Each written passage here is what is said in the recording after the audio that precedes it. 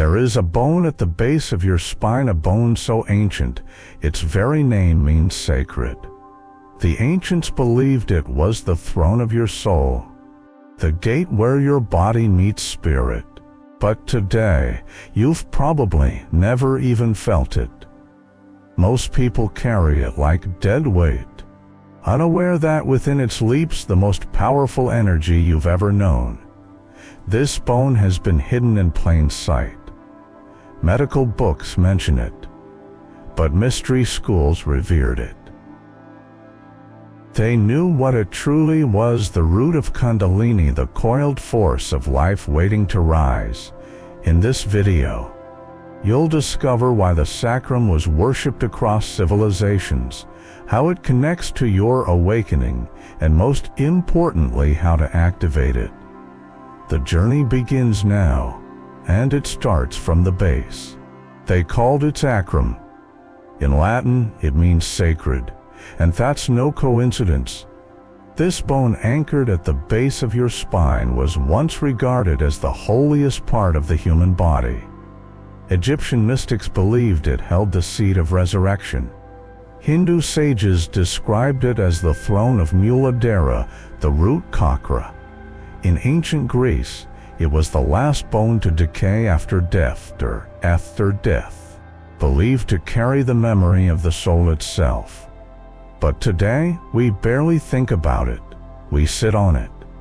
We ignore it. We forget that the ancients saw it not just as a bone but as a bridge, a gateway between body and spirit. Between the grounded earth and the infinite sky, its placement is no accident.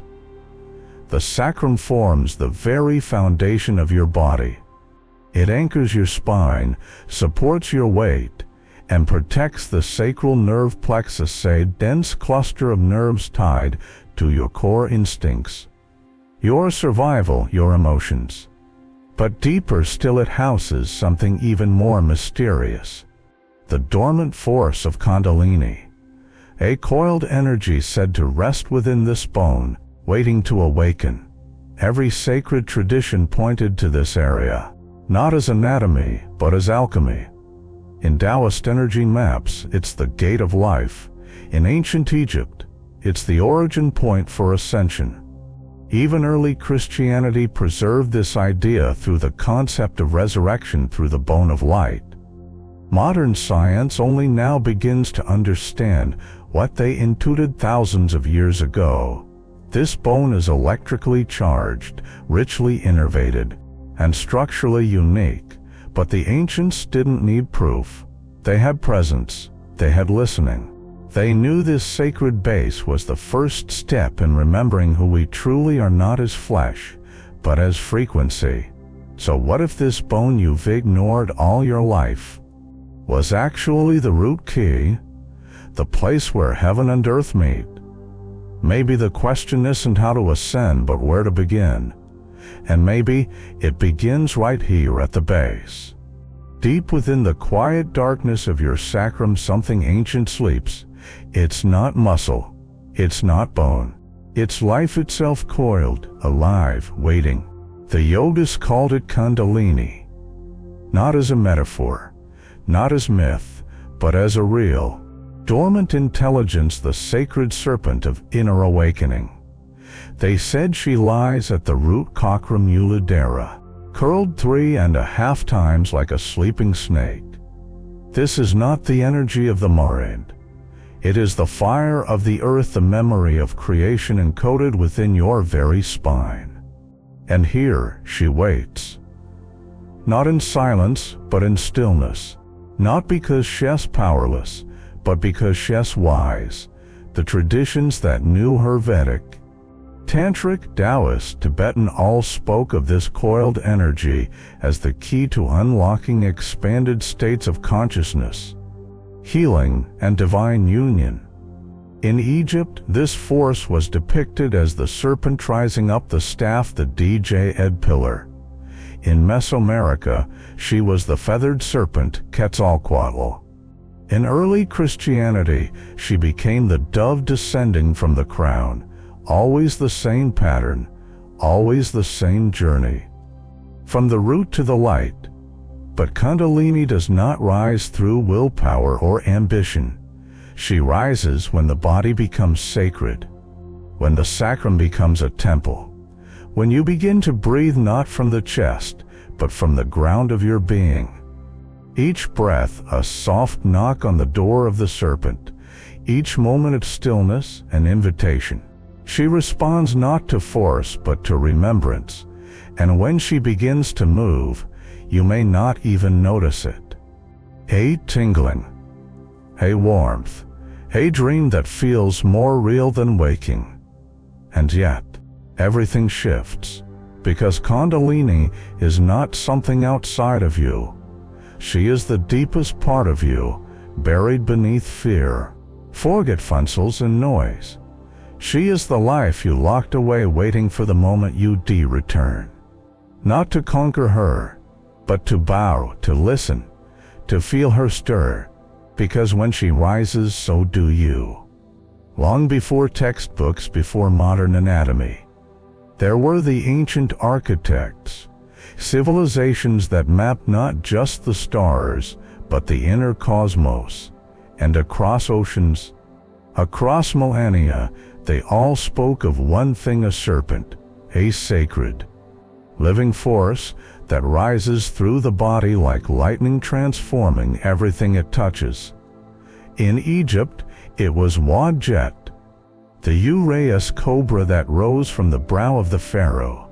She wasn't just a symbol of royalty. She was Kundalini personified, the awakened energy rising from the spine to the crown, bestowing vision, power, and divine right. The pharaohs didn't just rule by blood, they ruled by energy. In India, the sages described three primary energy channels: Ida, Pingala, and Sushumna, serpentine flows that spiral around the spine. They drew diagrams of chakras as energy gates, with Kundalini coiled at the base, waiting to ascend. In Mesoamerican cultures, the serpent appeared again as Quetzalcoatl, the feathered serpent god of wisdom and creation. He wasn't feared, he was honored, because they knew when the serpent rises, humanity remembers. Even in Greece, Asclepius, the god of healing, carried a staff with a serpent coiled around it, and that same symbol remains today as the icon of medicine. But what if it was never just about physical healing? What if that serpent was pointing to energetic awakening, a remembrance of the divine blueprint within? These cultures were separated by continents, yet they all arrived at the same truth. The spine is a ladder, the serpent is a key, the sacrum is the gate. They didn't need MRI scans or scientific journals. They used breath, stillness, devotion. They built temples aligned with the human body, pyramids that echoed the geometry of the spine, and always at the center they placed the serpent, not as danger, but as destiny. Today, we dismiss these stories as myth. But what if they were maps? What if the symbols they carved into stone were invitations? You don't need to be a priest or a yogi to feel it. You only need to remember. Because the serpent never left. She only waits for you to see her again. Somehow, along the way, we forgot. Or maybe, we were made to forget. In the age of microscopes and scalpels, the sacrum became just another bone, a flat, triangular structure, a support beam for the spine, a medical label, nothing more. The language changed, the myths were buried, and the idea of Kundalini reduced to superstition. Yet, the name remained. Even modern textbooks still call its sacrum the sacred bone. But ask, sacred to whom? And why? Strangely, no one seems to know. Most anatomy teachers can't answer it. Most doctors never think to ask. And yet this is the only bone in the human body whose name preserves a spiritual designation across languages and cultures. Why does this matter? Because what we dismiss we stop listening to, and what we stop listening to we stop feeling. The sacrum is not just a hinge of movement. It's an anchor of memory. Within it lies the densest concentration of cerebroelectromagnetic resonance and parasympathetic nerve connection. This is the root of our stress response, our sexual energy, our survival instinct. And just beneath all that something else, still, silent, coiled, alive. But the modern world teaches us to move faster, to ignore stillness, to numb the root and focus only on the mind. The ancients did the opposite. They bowed to the base, because they knew when the foundation is awakened, everything above it changes. The body, the breath, the being. So maybe the question isn't why did science forget, but what did it fear? The sacrum doesn't respond to pressure. It responds to presence. If you want to awaken what sleeps there, you don't need to twist your body into impossible shapes. You don't need mantras or rituals or secret initiations. What you need is to feel, not with your mind. With your awareness, your inner touch. Begin with stillness.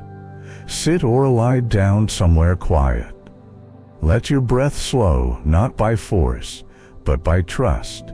Then bring your attention, gently, softly to the base of your spine. Feel the weight of your body resting into the earth. Feel where your tailbone touches.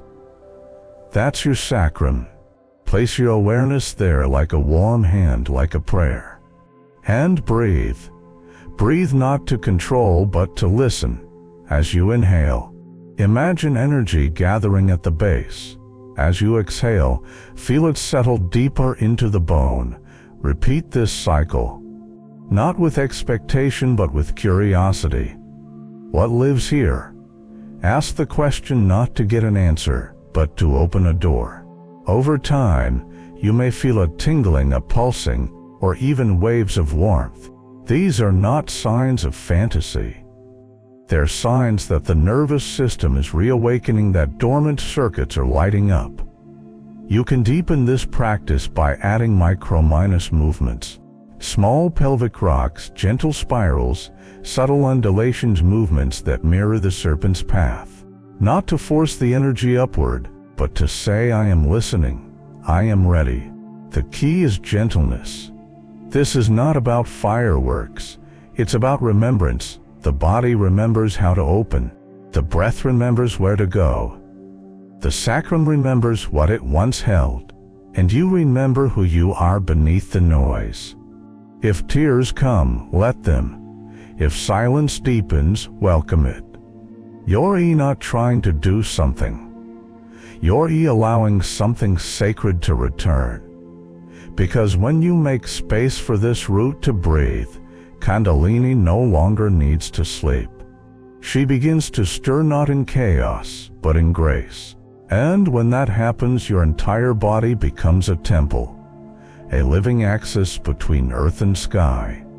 There is a hidden architecture within you, sacred geometry made not of symbols or diagrams, but of breath, bone, and light. This trinity is not metaphor. It is the map of awakening encoded in your very being. At the base, the bone, the sacrum, the foundation, heavy, grounded, ancient. It holds the coiled energy of the root, the power of survival, of instinct, of life waiting to rise. At the center, the breath. Invisible but vital. It is the bridge, the mover of energy, the sacred rhythm that flows between spirit and form. When breath meets bone with awareness, something stirs, a current begins. And at the crown, the light, the pineal gland, the inner eye, a crystalline gateway that receives and radiates consciousness. When activated, it becomes more than biology, it becomes vision. Together these three form a living pillar, a vertical axis from earth to sky, from the densest matter to the purest perception. The ancients knew this. In Egypt, the DJ pillars symbolize this spine of energy. In India, the Shushu carried prana from root to crown. In Taoist alchemy, the microscopic orbit traced breath from the sacrum, up the spine, to the third eye, then down again like a cosmic circuit. But here's what matters most: you don't need to open anything. These gateways are already within you. They are not locked. They are forgotten. Breath is the key that remembers. When you breathe into the sacrum, you awaken density. When you guide that breath upward, you invite energy to rise. And when it reaches the pineal gland, it ignites a spark, sometimes subtle, sometimes explosive. Some call it vision, others call it intuition. But in truth, it is light. Inner light, a light not made of photons but of knowing. When this trinity flows together, bone, breath, and light, you no longer feel separate from the divine. You become a living bridge, a walking temple, a remembrance of what the body was always meant to be: a vessel of energy. Awareness and awakening, not someday, not after years of practice, but now. The current is already moving. All it needs is your attention. It may begin with a tingling at the base of your spine, or a warmth that has no physical source. Some feel a gentle pressure rising along the back, others see colors behind closed eyes. But these are only whispers. When Kundalini awakens, it does not always announce itself with thunder. Sometimes, it enters like a breath of wind you almost miss. A single tear during stillness. A dream that feels more real than waking. And then, something shifts. Your thoughts feel lighter. The noise in your mind begins to soften. Old emotions, buried and forgotten, rise gently to the surface, asking to be seen. Not to haunt you, but to leave you. Your spine may feel alive, like a river of quiet electricity. Your senses sharpen.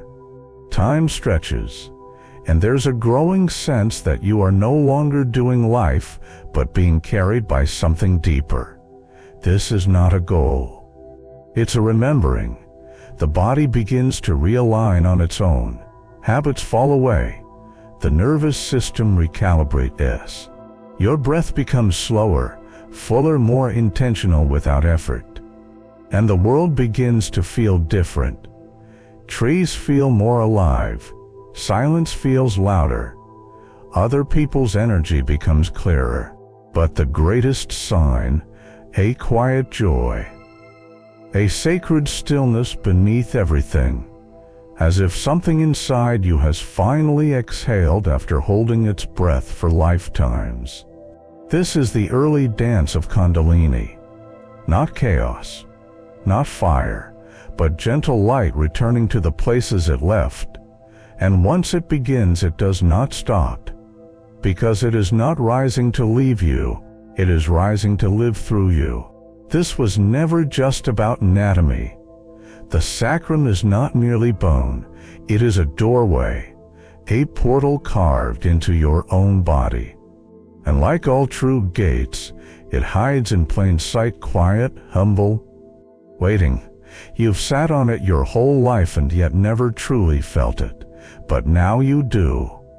And now you know, this is the beginning. Not the peak. Not the final light at the crown, but the root. The place where the serpent begins to stir. The place where presence becomes power. When you connect to this sacred space, you're not just grounding yourself, you're aligning with something cosmic. You're remembering the part of you that was never confused, never fragmented, never lost. All true awakening begins at the base. because without a stable root, no light can rise. The mystics knew this. That's why they began with the body, with breath, with stillness. Not to escape the world, but to enter it transformed. The sacrum is not a concept. It is an experience. And once you begin to feel it, truly feel it, everything changes. Your spine becomes a staff. Your body becomes a vessel. Your life becomes a current. So the next time, use it. Walk or lie down, pause.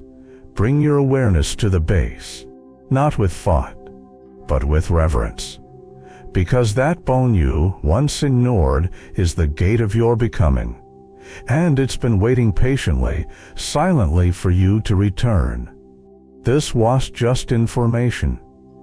It was an invitation, a whisper from within calling you back to something you've always carried. The bone, the breath, the light. You didn't stumble onto this by accident. You were called because something deep inside you is ready. Ready to awaken, ready to feel, ready to remember. This isn't just a Kundalini technique. It's a legacy, a forgotten key, passed through timelines, buried by time, now placed in your hands.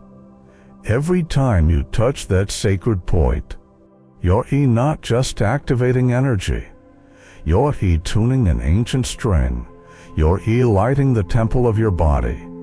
You're saying to the universe, I'm ready to return to truth, return to alignment, return to the self that was never lost, only sleeping. If this stirred something in you, tap like, drop a flame in the comments, and share this with a soul ready to rise. And don't forget to subscribe. The next portal opens soon.